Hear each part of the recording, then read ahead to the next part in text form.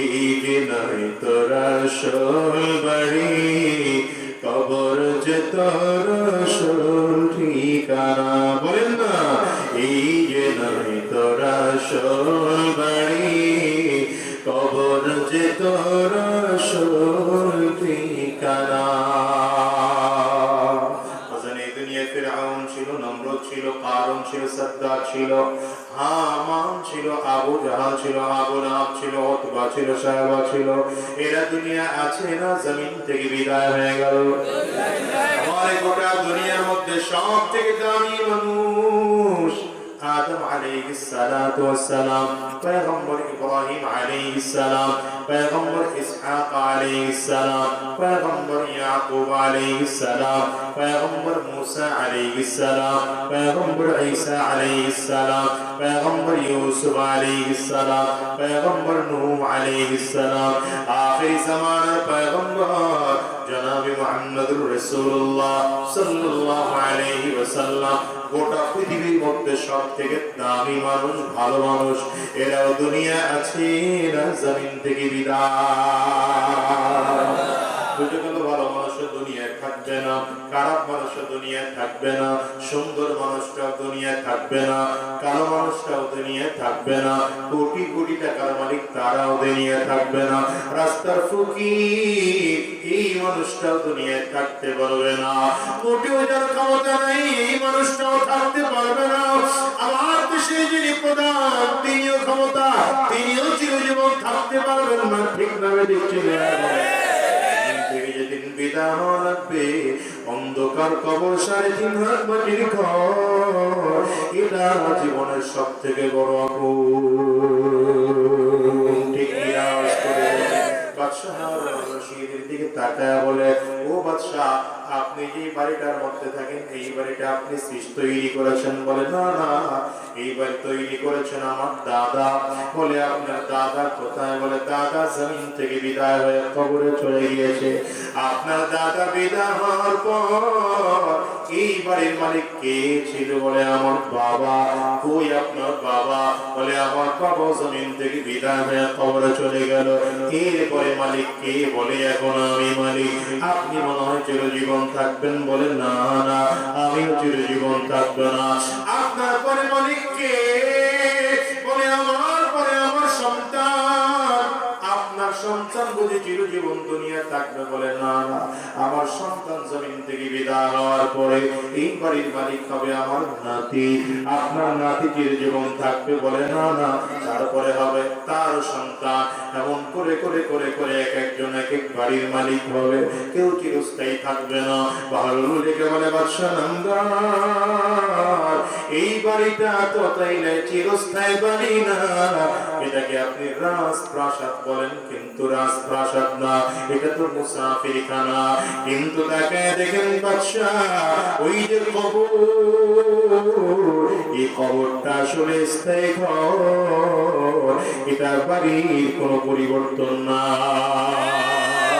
এই জন্য আমি আগের থেকে আমার স্থায়ী বাড়ি কবরে চলে আসছি।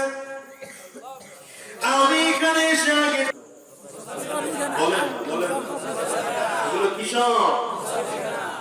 অথচ মুসাফির খানাটারে স্থায়ী বাড়ি মনে করছে, মুসাফির খানাটারে নিজের রাজত্ব মনে করছে।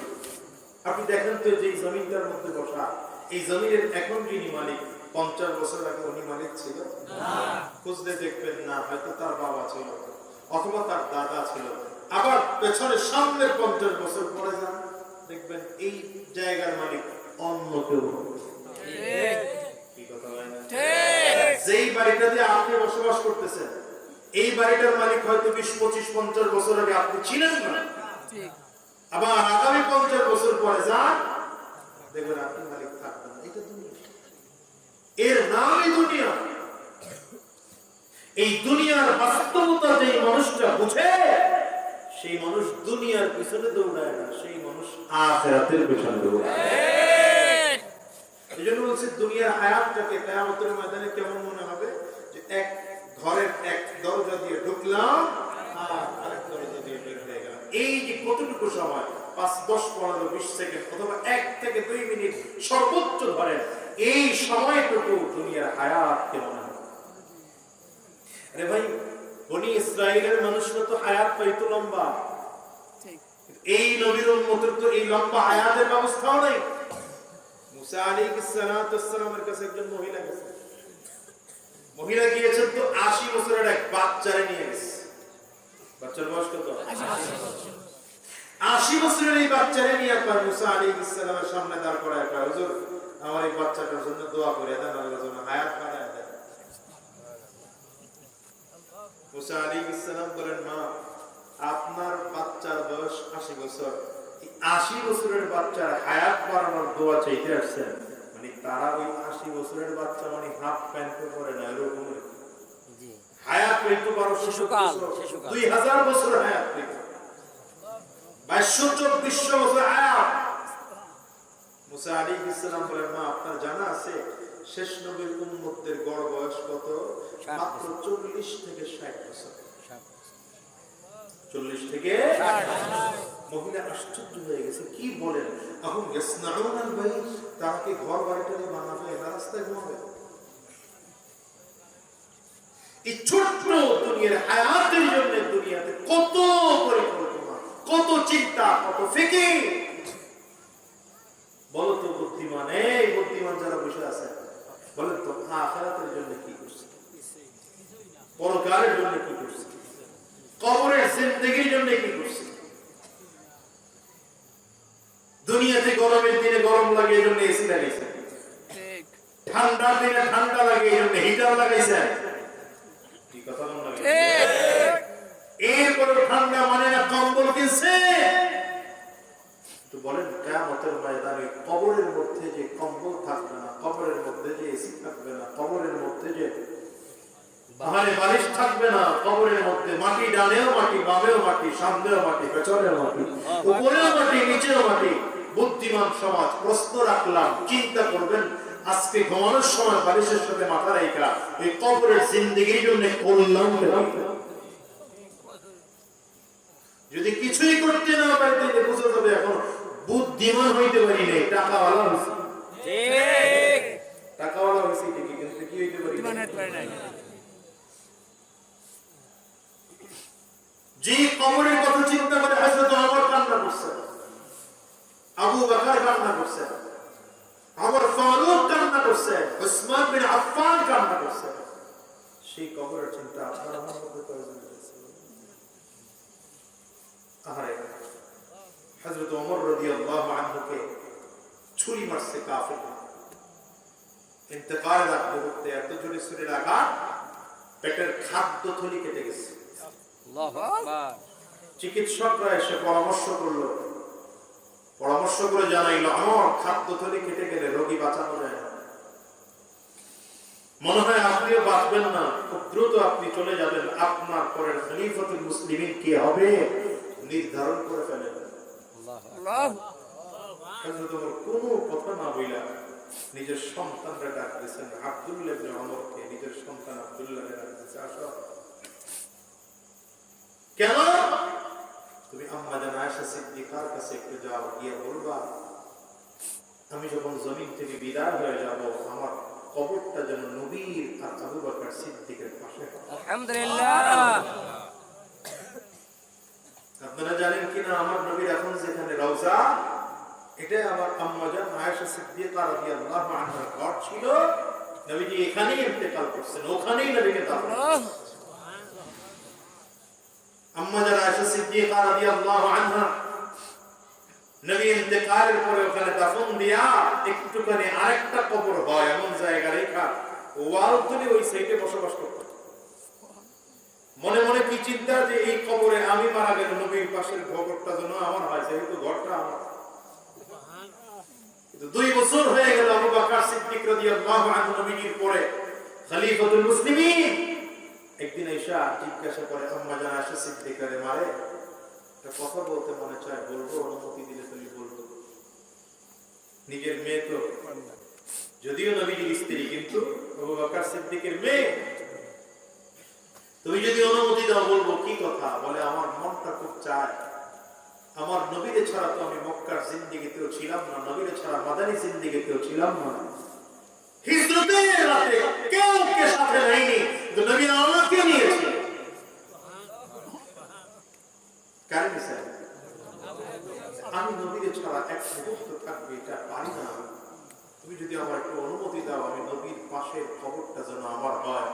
আমার মন চায় বাকি জিন্দেগি ইন্তেকালের পরে আমার নবীর পাশে কবর আমরা যারা এসে সিদ্দিকা বলেন, বাবা এটা তো রাখছিলাম আমার জন্য, কিন্তু আপনি চাইছেন, দিয়ে দিলাম আপনারা, দিয়ে দিলাম। আবু বকর সিদ্দিক রাদিয়াল্লাহু আনহু ইন্তেকাল করছেন, নবীর বাম পাশে আবু বকর সিদ্দিক রাদিয়াল্লাহু আনহুকে দাফন করা হলো। আবার আরেকটা কবরের জায়গা হয়, এরকম জায়গা রেখা আবার বলতেছেন কেন ওই আম্মাজান আয়েশা সিদ্দিকার মনে মনে চিন্তা, নবীর পাশে আর আমার আব্বা আবু বকরের পাশের কবরটা যেন আমি আয়েশার হয়। এবার আমার তো রসুল চলে গেল, আজকে আমার রাদিয়াল্লাহু আনহু পাঠিয়েছে। হযরত আব্দুল্লাহ ইবনে ওমর দরজার সামনে দাঁড়িয়ে বলেন, আমার আব্বা মুমূর্ষ অবস্থায়, খাদ্য ধরে কেটে গেছে, মনে হয় আব্বু বাঁচবেন না। আমার আব্বা আপনার কাছে অনুমতি নিতে পাঠাইছে, যদি আপনি বলেন আমার আব্বাকে ইন্তেকালের পরে লাশটা এখানে দাফন করতে চাই। আম্মা জানা আয়েশা সিদ্দিকা রাদিয়াল্লাহু আনহা কোনো কথা না বলে এক কথার অনুমতি দিয়ে দিলেন। আলহামদুলিল্লাহ। হাদিসের ইশারা এটাই পাওয়া যায় যে নবীজি তার দুইজন সাথীকে সাথে নিয়ে ঘুমালেন। আল্লাহু আকবার। তো সাদা সিধে জিন্দেগি ছিল আমার নবীর, বলেন তো। হ্যাঁ, আবু জাহেলের দিকে তাকান, আবু লাহাবের দিকে তাকান, উতবা শায়বার দিকে তাকান, তো শাহান শাহী জীবন, আবু লাহাবের জীবন, রাজা বাদশাহ তো জীবন কাটাইছে, কিন্তু ইন্তেকালের পরে আবু জাহেলের কবর কই খুঁজেও পাওয়া যায় না। কি কথা ঠিক? উতবা শায়বার কবর কোথায় খুঁজেও পাওয়া যায় না। আমার নবীর জিন্দেগি ছিল সাদা সিধা জিন্দেগি। 9 জন বিবিকে নিয়ে ছোট্ট ছোট্ট ঘরের মধ্যে থাকতেন, মুরগির ঘরের মতো ছোট ছোট ঘর। তো বলেন তো আমার নবীর ওই রওজাটার দাম কেমন? আল্লাহু আকবার। এই পৃথিবী কতবার বিক্রি করলে আমার নবীর রওজার সমতুল্য দাম হবে? যদি সম্ভব নয়। ইন্নাল্লাযীনা আমানু ওয়া আমিলুস সালিহাত, কষ্ট না না বলেন, ইন্নাল্লাযীনা আমানু ওয়া আমিলুস সালিহাত লাহুম জান্নাতুন তাজরি মিন তাহতিহাল আনহার যালিকাল ফাওজুল কাবীর।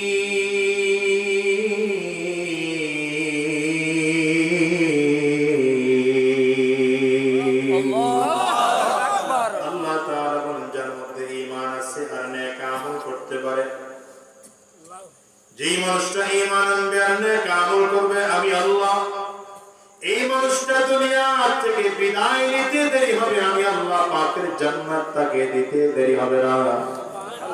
কিন্তু মুসলমান আবু জাহাল, আবু লাহাব, উতবা শায়বাদের জিন্দেগি দুনিয়াতে থাকা অবস্থায় এত দামি ছিল, এত শাহী জীবন ছিল, কিন্তু ইন্তেকালের পরে এই মানুষগুলোর কোনো দাম নাই, কোনো দাম নাই, কবরের অস্তিত্ব পর্যন্ত পাওয়া যায় না। আর আমার নবীর কত সাদা সিধা জিন্দেগি, আবু বকর সিদ্দিক রাদিয়াল্লাহু আনহু এত সাদা সিধা জিন্দেগি ছিল। সারা চট পড়ে করতেছেন আবু বকর, হযরত ওমর কয়, পয়গম্বর আমার কাছে প্রিয়, জামার মধ্যে তালি লাগাইয়া তারপরে চলা। হযরত ওমর রাদিয়াল্লাহু আনহু নিজের জামার মধ্যে তালি দিয়ে দিয়ে দিয়ে দিয়ে তারপরে চলতেন। কত সাদা সিধা জিন্দেগি, অথচ অর্ধ পৃথিবী শাসন করেছেন হযরত ওমর। চাইলে কোটি কোটি কোটি টাকার মালিক হযরত ওমর হতে পারতেন। গাছের শিকড়ের উপরে মাথা দিয়ে ঘুমাইতেছিলেন হযরত ওমর। রাষ্ট্র পরিচালনা করে করে করে যখন হয়রান হয়ে গেলে একটু বিশ্রাম নেওয়ার জন্য গাছের শিকড়ের উপরে মাথা দিয়ে ঘুমাইতেছে।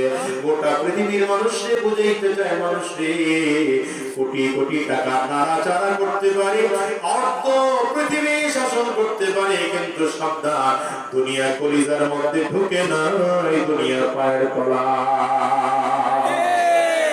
এখন তো এলাকার ইউনিয়নের মেম্বার হইলে টাকার অভাব নাই, চেয়ারম্যান হইলে তো কথাই নাই, কথা বল না কেন? এমপি হলে ওরে টাকা, টাকার অভাব নাই, এত টাকা কই পাও? এগুলো সব জনগণের টাকা। খোদার কসম করে বলে গেলাম, কিয়ামতের ময়দানে আল্লাহর সামনে যেদিন দাঁড়াইবা, প্রত্যেকটা টাকার হিসাব দিয়া দিয়া দিয়া দিয়া এরপরে সামনে কদম বাড়াইতে হবে, এছাড়া একটা কদমও সামনে বাড়াইতে পারবা না। ওই দিনকার চেয়ারম্যানগিরি চলবে না, মেম্বারগিরি চলবে না, এমপিগিরি চলবে না সেদিন, কারণ আল্লাহ পাকের সামনে সব সমান। কি কথা বড় লোকের সম্মানও যা, গরিবের সম্মানও যা, কারণ রব্বি কারীমের কাছে সম্মানের মাপকাঠি। ইন্না আকরামাকুম ইনদাল্লাহি আতকাকুম। আল্লাহ বলেন আমার কাছে টাকাওয়ালার দাম বেশি না, ক্ষমতাওয়ালার দাম বেশি না, দুনিয়াওয়ালার দাম বেশি না, আমার কাছে যার তাকওয়া বেশি, আমি আল্লাহ পাকের কাছে তার মূল্য বেশি, তার দাম বেশি। এজন্য সাবধান, দুনিয়াদার হইও না, তাকওয়া ওয়ালা হও। এজন্য বলি মুসলমানেরা, আবু বকর সিদ্দিক রাদিয়াল্লাহু আনহুর জিন্দেগির দিকে তাকাও, ওমর ফারুক রাদিয়াল্লাহু আনহুর জিন্দেগির দিকে তাকাও, আমার নবীর জিন্দেগির দিকে তাকাও। আমার নবী জীবনভর গরিবী হালাতে জীবন কাটাইছে। মক্কায় থাকা অবস্থায় সাফা পাহাড়ের কিনারায় দাঁড়ায় দাঁড়ায় নবীজি কান্না করতে, মাঝে মাঝে জাবলে আবু কুবাইসের সামনে দাঁড়ায় কান্না করতে। আল্লাহ তাআলা জিবরিলকে পাঠিয়ে দেয়, পয়গম্বরের কাছে যাও, গিয়ে জিজ্ঞাসা করো আমার পয়গম্বর কেন কান্না করে। জিবরিল আমিন আল্লাহ পাকের কাছ থেকে অফার নিয়ে আসছে, ওয়ালা সাউফা ইউতিকা রাব্বুকা ফাতারদা। পয়গম্বর আপনি কেন কাঁদেন? আপনাকে আল্লাহ তাআলা কান্না করতে নিষেধ করেছেন, আপনি কান্না করলে আল্লাহ তাআলা সহ্য করতে পারেন না।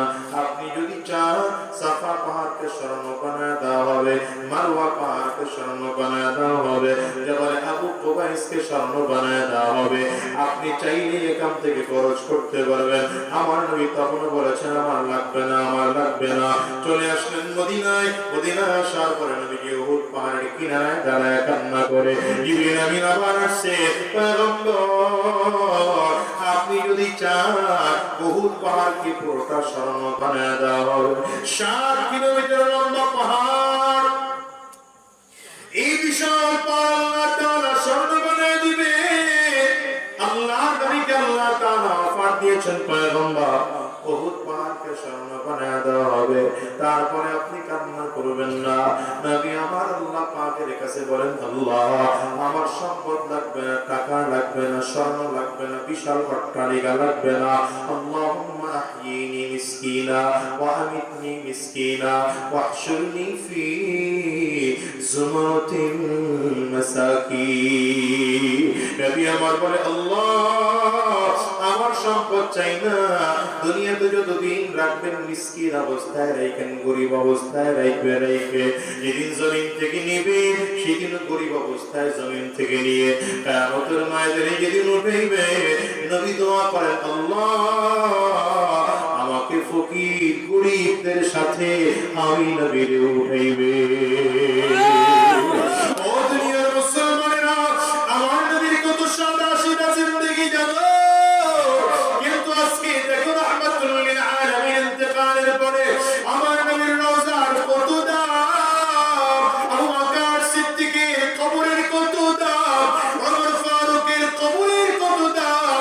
আজকে লক্ষ লক্ষ মানুষ গোটা পৃথিবী থেকে আমার নবীর রওজা একটু জিয়ারত করার জন্য পাগলের মতো ছুটে মদিনায় যায়। আবু বকর সিদ্দিকের কবরের সামনে দাঁড়াইয়াও সালাম দেয়, ওমর ফারুক রাদিয়াল্লাহু আনহুর কবরের সামনে দাঁড়াইয়াও সালাম দেয়।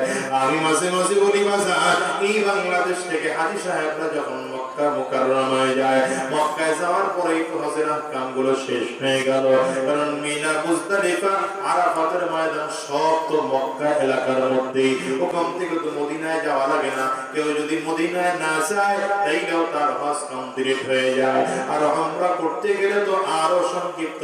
যে মানুষটা উমরা করতে গেল, কাবা তাওয়াফ করলো, সাফা মারওয়া দৌড়াইলো, মাথা আলোক করলো, সেই মানুষটার উমরা কমপ্লিট হয়ে গেল।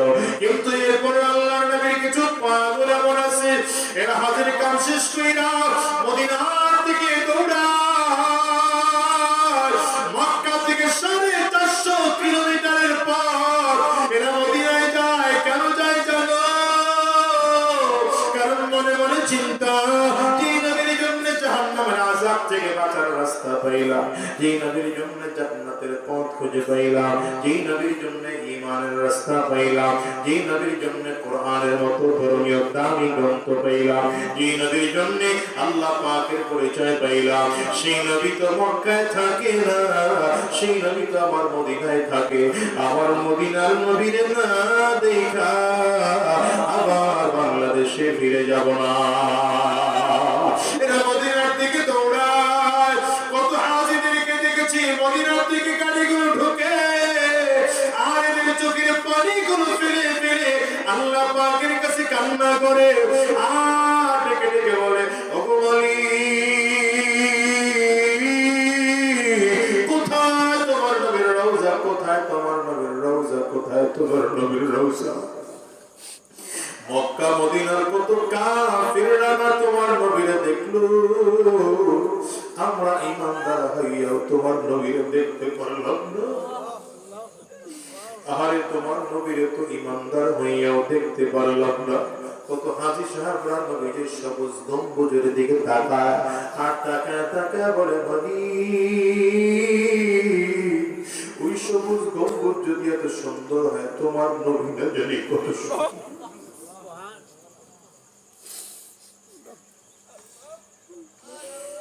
ও যুবক রে, হাজীদেরকে দেখেছি রিয়াজুল জান্নাহ নামাজ পড়ে আর চোখের পানিগুলো ফেলে ফেলে কান্না করে, আর ডেকে বলে, মালিক,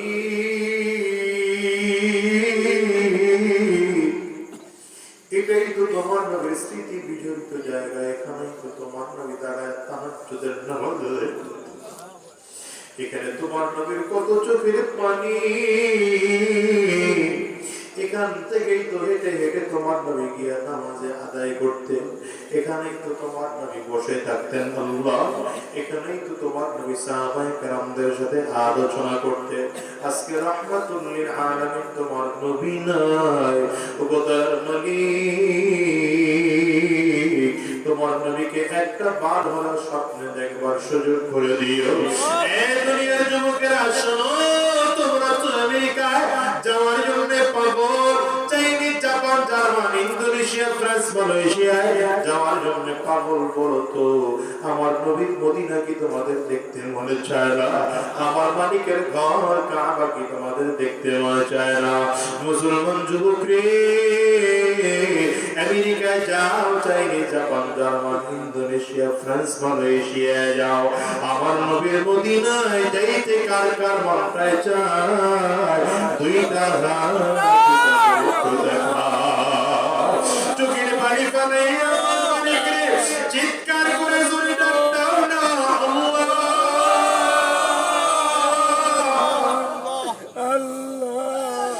চোখে যদি পানি না আসে, কান্না গান ধরে ডাকো, আওয়াজ করে আমার মালিকের জোরে ডাক দাও না, আল্লাহ।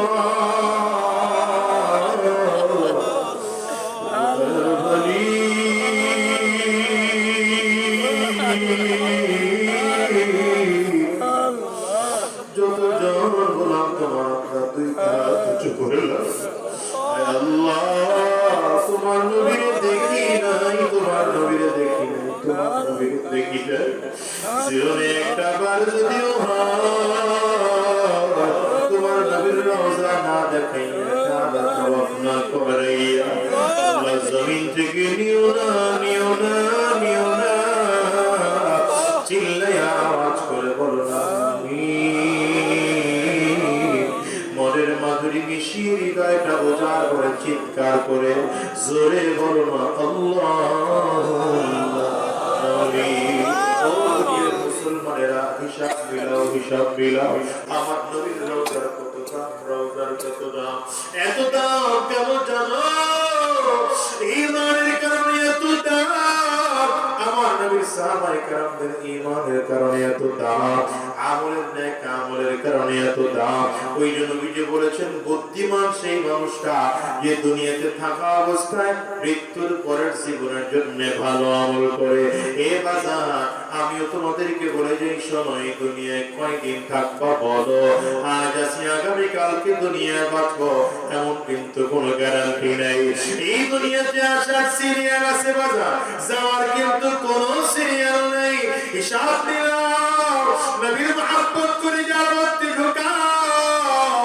আমার নবীর মহব্বত যদি কলিজার মধ্যে থাকে, সেই মানুষটার বড় দাম। আর যার কলিজার মধ্যে আল্লাহর মহব্বত নাই, নবীর মহব্বত নাই, ঈমান নাই, ওই মানুষটার দুনিয়াতেও কোনো দাম নাই, আখিরাতেও কোনো দাম নাই। এই বাজার ভালো করে বলে যাই, শুনে রাখো, শুনে রাখো, ভালো করে শোনো। সাহাবায়ে কেরামদের দিকে তাকাও। সাহাবায়ে কেরামদের কলিজায় ঈমান নবীর দৌলত ছিল। সাহাবায়ে কেরামদের কলিজায় আমার নবীর মহব্বত ছিল। সাহাবায়ে কেরামদের কলিজায় আল্লাহর মহব্বত ছিল। এরপরে সাহাবায়ে কেরাম চোখের পানিগুলো ফেলে ফেলে কান্না করে, আর আমার মালিককে ডাকে, আল্লাহ, আমি জান্নাত পাবো কিনা জানি না। ইমামি আলাতে থাকার পর সাহাবায়ে কেরাম এমন কান্না করতে, আর দুনিয়ার মুসলমান সাহাবায়ে কেরামদের সিনার মধ্যে আমার নবীর জন্য কত মহব্বত, কত ভালোবাসা জানো? ওই যে বিলাল হাবশী রাদিয়াল্লাহু আনহু, নবী যখন জমিন থেকে বিদায় হয়ে গেলেন, আবু বকর সিদ্দিক রাদিয়াল্লাহু আনহু খলিফাতুল মুসলিমিন হলে, হযরত আবু বকর খলিফাতুল মুসলিমিন হইয়া এই প্রথম ফজরের নামাজের ইমামতির মুসল্লায় দাঁড়িয়েছেন ইমামতি করার জন্য। নামাজ শেষ হয়ে গেল, হযরত বিলাল হাত দুইটা বাড়িয়ে দিয়েছে। আবু বকর বিদায় দেন, আর মক্কায় থাক, মদিনায় থাকবো না, মদিনা থেকে বের হয়ে চলে যাও। আবু বকর সিদ্দিক বলেন, ভাই রে, কই যাইবা, কই যাইবা ভাই, কোথায় যাইবা? হযরত উসমান বিন আফফান বলেন, বিলাল, হয়তো তুমি সম্পদের কারণে তুমি মদিনা ছাড়তে চাও, তুমি যদি বলো আমার সম্পদ থেকে তোমাকে কিছু সম্পদ দিয়ে দেব। হযরত ওমর ফারুক বলেন, আবু বিলাল, নবী থাকা অবস্থায় মনে হয় নবীর কাছ থেকে টাকা পয়সা নিয়ে নিয়ে চলতা, আজকে নবী নাই, কার কাছ থেকে সম্পদ নিবা, টাকা নিবা? এই লজ্জায় পড়ে বুঝি মদিনা তুমি ছেড়ে চলে যাইতে চাও? হযরত আবু বকর বলেন, বিলাল রে, তুমি যদি বলো মসজিদ নববীর মুয়াজ্জিন হিসেবে তোমার জন্য বাইতুল মাল থেকে বেতন ভাতার ব্যবস্থা করব, যখন তোমার প্রয়োজন হবে বাইতুল মাল থেকে নিয়ে তুমি খরচ করতে পারবা, তারপরে মদিনা ছেড়ে যাইবা না। হযরত বিলাল কাঁদে আর বলে, ভাই না না, আমি টাকার জন্য মদিনা ছাড়ি না। মদিনা ছেড়ে কেন যাই জানো? আমার নবী এই মদিনায় ছিল, আমার নবী রাস্তা দিয়ে চলতো, আর আমি আমার নবীর সামনে সামনে চলতাম। আমার নবীর জন্য রাস্তা দিয়া কাটা সরাইয়া সরাইয়া নবীর জন্য রাস্তা তৈরি করে দিতাম। আমার নবী পাহাড়িয়া রাস্তা দিয়ে চলতো, আর আমার নবীর জন্য আমি পাহাড়িয়া রাস্তা থেকে পাথরগুলো সরাইয়া সরাইয়া নবীর জন্য রাস্তা তৈরি করে দিতাম। আজকে নবী না, আমি কার জন্য মদিনার গলিতে চলবো? আমার চলা ছিল নবীর জন্য, নবী নাই, আমি কার জন্য রাস্তায় চলবো?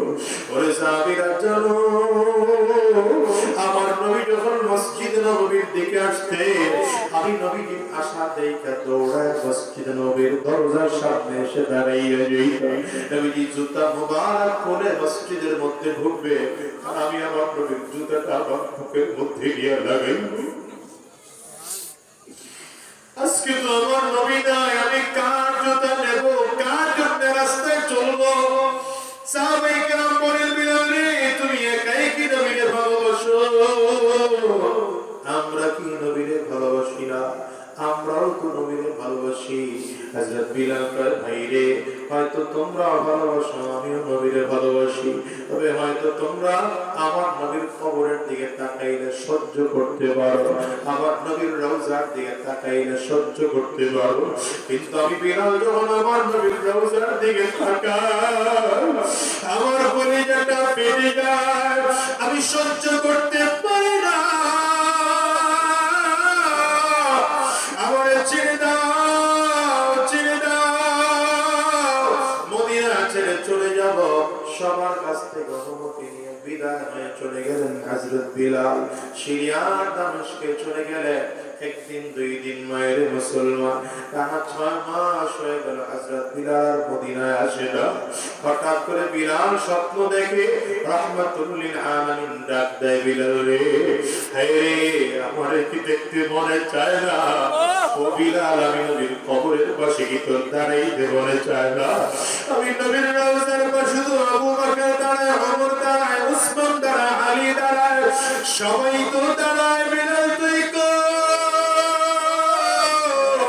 হযরত বিলালের ঘুমটা ভেঙে গেল।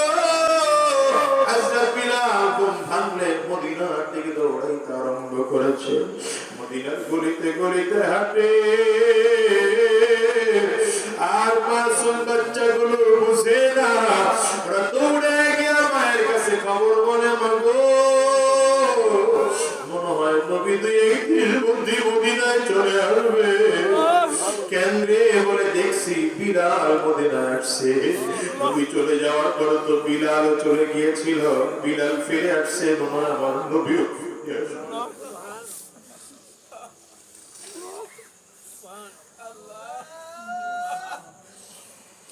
ও দুনিয়ার মুসলমানেরা, হযরত বিলাল হেঁটে হেঁটে এসে আমার নবীর রওজার পাশে দাঁড়ায়, দাঁড়ায় আমার নবীর ডাক দেয়, পয়গম্বর।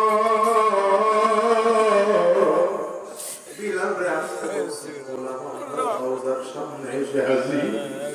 কেন ডাকছে? আপনি কেন ডাকছেন? পরে বলে সাহাবায়ে কেরাম সব ভিড় করে ধরছে হযরত বিলাল রে, হে বিলাল একটু আযান দাও না, কতদিন হয়ে গেল তোমার কণ্ঠে আযান শুনি না। হযরত বিলাল কয়, আগে আযান দিলে তো আমার নবী ইমামতির মুসাল্লায় দাঁড়াইত, এখন আযান দিলে আমার নবী ইমামতি করবে না, আমি আযান দিতে পারবো না, আমার আযান দিতে বইল না, আমার আযান দিতে বইল না, আমি আযান দিতে পারবো না, আমার আযান দিতে বাধ্য করো না। সাহাবায়ে কেরাম বলে, এমন করে বারবার করে বিলালকে বললেও লাভ নাই, এক কাজ করো, রাহমাতুল লিল আলামিনের কলিজার টুকরা নাতি হাসান আর হুসাইন রে ডাকো। দুই ভাই এসে বললে বিলাল না করতে পারবে না, দুই ভাইরে ডেকে নিয়ে আসা হলো। হযরত বিলালের দুই পাশে দুই ভাই দাঁড়ায় গেল, জামার আস্তিন ধরে ধরে টানে আর ডেকে বলেন, নানার মুয়াজ্জিন,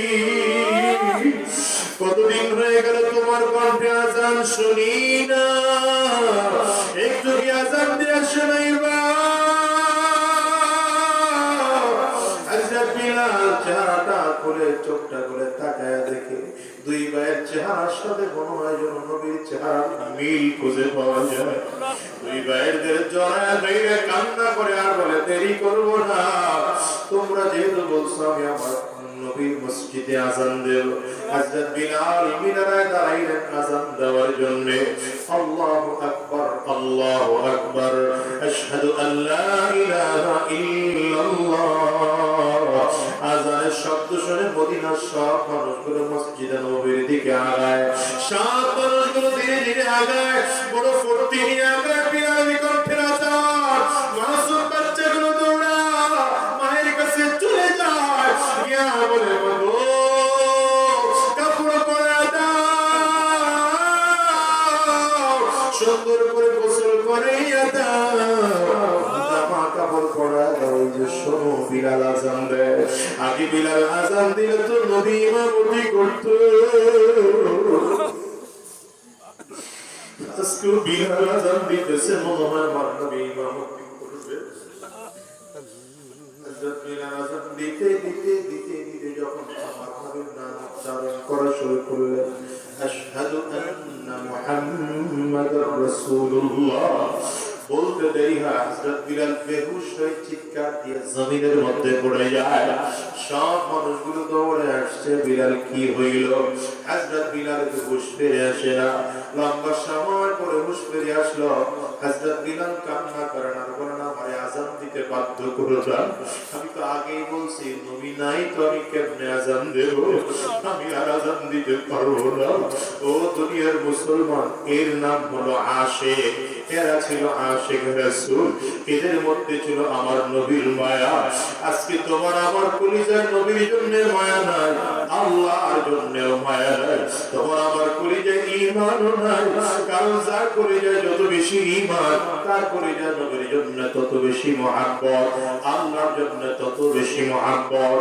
এই যুবক শোনো, কেমন করে তোমারে বুঝাই রে ভাই? আমি তো আগেই বলেছি দুনিয়ার 60 সিরিয়াল আছে, যাওয়ার কিন্তু কোনো সিরিয়াল নাই। এখনো যদি ঈমান আনতে না পারো, নবীর মহব্বত যদি করে যায় ঢুকাইতে না পারো, আল্লাহর মহব্বত যদি করে যায় ঢুকাইতে না পারো, আজরাইল কিন্তু পেছনে গুর গুর গুর গুর গুর গুর করে ঘুরে যেদিন আমার মালিকের আদেশ হয়ে যাবে, আজরাইল কিন্তু সামনে এসে দাঁড়াইয়া জান কবজ করে নিয়ে যাবে। আর হিসাব মিলাও, ওই কবর কিন্তু বড় ভয়ঙ্কর। কবর বারবার করে ডাকবে, আনা বাইতুজ যুলমা, আনা বাইতুল ওয়াহদা, আনা বাইতুত তুরাব। কবর বারবার করে বলে, আমি বড় একাকী ঘর, আমি অন্ধকার ঘর, আমি মাটির ঘর, আমার কাছে সাথী নাই, পাখি নাই, দুনিয়ার কোনো কিছুই নাই। কবর বলে, যদি ভালো আমল করে আসতে পারো, আমি কবর ভালো আচরণ করব। আর যদি ভালো আমল করে আসতে না পারো, এরই কপাল পড়ার দল। আমার ডানেও মাটি, বামেও মাটি, সামনেও মাটি, পেছনেও মাটি। গুনাহগারের লাশটাকে কবরের মাটি দিয়া এত জোরে চাপ মারবো, এক পাথরের হাড় কিন্তু আরেক পাথরের মধ্যে নিয়ে পৌঁছাইয়া দেব। ও বাজার, এজন্য বলি দুনিয়াতে যতদিন থাকবা ওয়াদা করে বিদায় হও। এই দুনিয়া যতদিন থাকবো মালিকের হুকুম মেনে মেনে চলবো। কেন বলি বাজান জানো? হিসাব মিলায় দেখো না, তোমার আমার অনেকের বাবা জমিন থেকে বিদায়, অনেকের মা জমিন থেকে বিদায়। এই মজলিসেও খুঁজতে পাওয়া যাবে কত মানুষের জন্য মা ঘরে নাই বাজার। আমি আজাদির ঘরে মা নাই, আমার মতো আপনাদের কার কার ঘরে মা নাই? একটু হাতটা উঁচা করে দেখান, কার কার ঘরে বাবা নাই? আপনারাও হাতটা একটু উঁচা করে দেখান, হাতগুলো তুলে রাখেন। আমার যুবকেরা তাকায় তাকায় দেখো মাহারা মানুষদের চোখের পানিগুলো, বাবাহারা মানুষদের চেহারার কি অবস্থা। আমার যুবকেরা তাকায় তাকায় দেখো। ও যুবক রে, এই মানুষগুলো মা হারাইছেন, বাবা হারাইছেন, তাদের চেহারাগুলোর দিকে একটু তাকাও। এই বাজার, এই আত্মার মতো তোমাকে আমাকে একদিন জমিন থেকে বিদায় হওয়া লাগবে। এই জন্য সাবধান করে যাই। শোনো, এইখান থেকে ওয়াদা করে যাও, আজকের মাহফিল থেকে ওয়াদা করে যাও। আমার মালিকের বল, আল্লাহ যতদিন এই দুনিয়ার মধ্যে থাকবো, হারাম রাস্তায় কদম বাড়াবো না, শয়তানি রাস্তায় কদম বাড়াবো না, গুনাহের রাস্তায় কদম বাড়াবো না। যতদিন এই জমিনের মধ্যে থাকবো, তোমার গোলামি করবো, দ্বীনের পথে চলবো, কোরআনের পথে চলবো। কারা কারা ওয়াদা করতে তৈয়ার?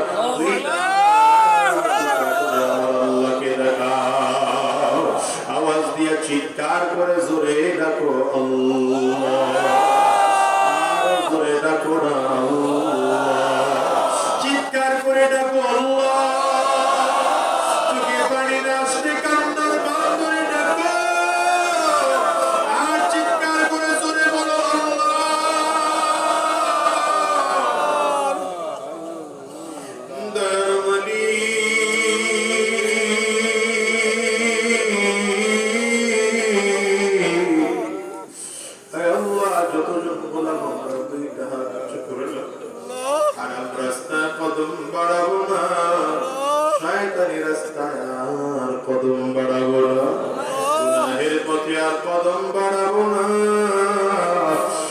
আল্লাহ তুমি কবুল করে না।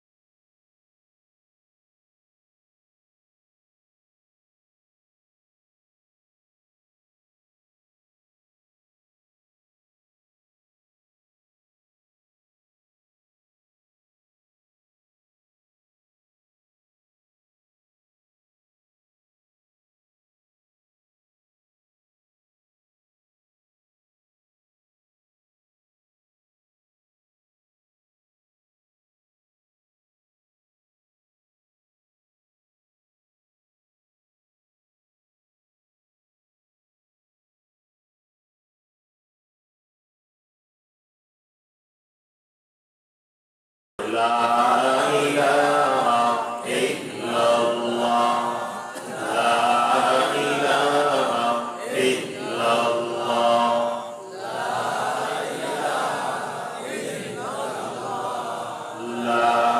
ইলাহা ইল্লাল্লাহ লা ইলাহা ইল্লাল্লাহ লা ইলাহা ইল্লাল্লাহ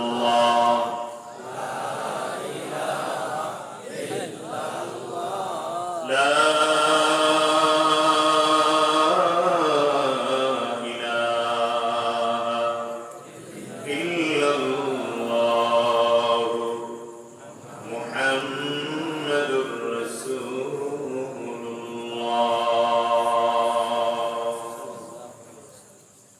মরহুম আলহাজ মোহাম্মদ মুক্তার আলী হাওলাদার বাড়ি মাঠ প্রাঙ্গণের ১৬তম বার্ষিক ওয়াজ মাহফিল।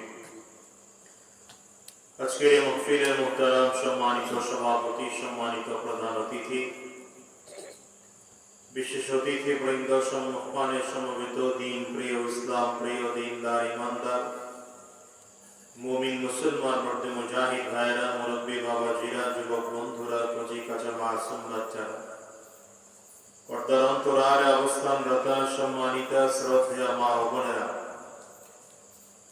আল্লাহ পাকের শুকর যে আল্লাহ তাআলা আপনাকে আমাকে অত্যন্ত দয়া করে, মায়া করে, মহব্বত করে, ভালোবেসে আজকে এই কোরআনী মজলিসে, জান্নাতি বাগানে, ইমানদারদের মজলিসে, আল্লাহ ওয়ালাদের মজলিসে, বিশেষ করে আল্লাহ পাকের জাকিরিন ও শাকিরিন বান্দাদের মজলিসে যে রব্বে করিম, মওলা করিম আপনাকে আমাকে আসার বসার তৌফিক দান করেছেন, সে মহান রব্বুল ইজ্জত ওয়াল জালালের দরবারে শুকর আদায় করি। আমরা সকলেই জবান খুলে আওয়াজ দিয়ে চিৎকার করে ঈমানি পাওয়ারকে উঁচু করে সকলেই বলি আলহামদুলিল্লাহ।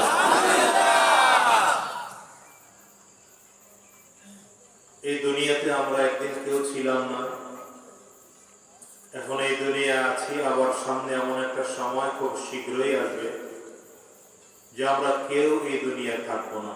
ঠিক যেমন একদিন ছিলাম না এটা যেমন নিশ্চিত, একদিন থাকবো না এটাও তেমন নিশ্চিত। এখন যেমন আছি এটা নিশ্চিত না, আবার একদিন চলে যাব এটাও নিশ্চিত, ঠিক না? আমাদের পরিকল্পনা অনেক। আমরা এখানে যারা বসা আছি সবাই স্বপ্ন দেখি, যার যার লাইনের শেষে স্বপ্ন দেখি।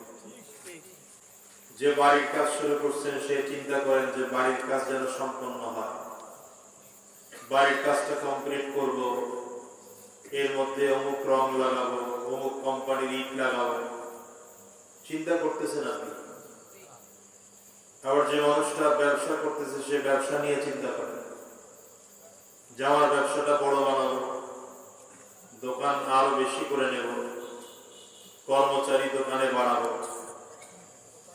যে যেই পেশায় আছে সে সেই পেশা নিয়ে চিন্তা ফিকির, বড় করার ফিকিরে থাকে। তো আমরা কখনো এই চিন্তা করি না এই দুনিয়াতে আমাদের স্বপ্ন স্বপ্নই থেকে যাবে, দুনিয়ার স্বপ্ন স্বপ্নই থেকে যাবে, এটা বাস্তবায়ন হবে। আবার যদি বাস্তবায়ন হয়, ভোগ করার মতো লোক পাওয়া যায় না। মোবাইলগুলো বন্ধ করে রাখা যায় না, মোবাইলগুলো সাইলেন্ট করে যাবেন না, হয়তো বন্ধ করেন, হয়তো সাইলেন্ট করে দেবেন। একটু পর পর ইমারত থেকে বাঁচবে, ইমারত থেকে বাঁচবে, ইমারত থেকে বাঁচবে, আমার ডিস্টার্ব হয়। বাইরে যে কথা বলি না না বলে নেই, খুব সামান্য। হয় হয়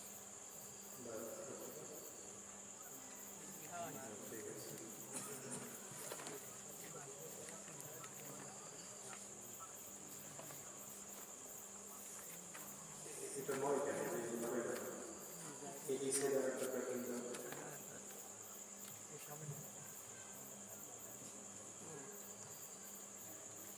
পিছের কথা শুনেছি বলো, শুনে দেবো।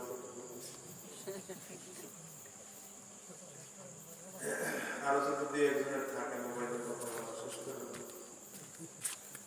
একসাথে দুই নৌকায় পাড়া দেওয়া যায় না, তাই না? নদীর ওই পারে যাওয়া যায় না, মাঝখানে নদীর মধ্যে পড়তে হবে। আপনি এখানে এসে আল্লাহর কথাও শুনবেন, নবীর কথাও শুনবেন, আবার মোবাইলও চালাইবেন, একসাথে দুই কাম হয় না। খুব মনোযোগ দিয়ে বসেন, খুব মনোযোগ দিয়ে বসেন, অল্প কথায় পান। এদিকে একটু আগে বসেন। দেখেন আমাদের সময় তো অনেক লম্বা সময় বয়ান, এখন 2.5 ঘন্টা 3 ঘন্টা 4 ঘন্টা বয়ান করলেও মনে হয় যেন তৃপ্তি হয় না। অথচ নবীজির জীবনে খুব অল্প কথা বলতেন, খুব অল্প সময় কথা বলতেন। এই জন্য হাদিসগুলো লক্ষ্য করবেন, হাদিসগুলো খুব ছোট ছোট হাদিস।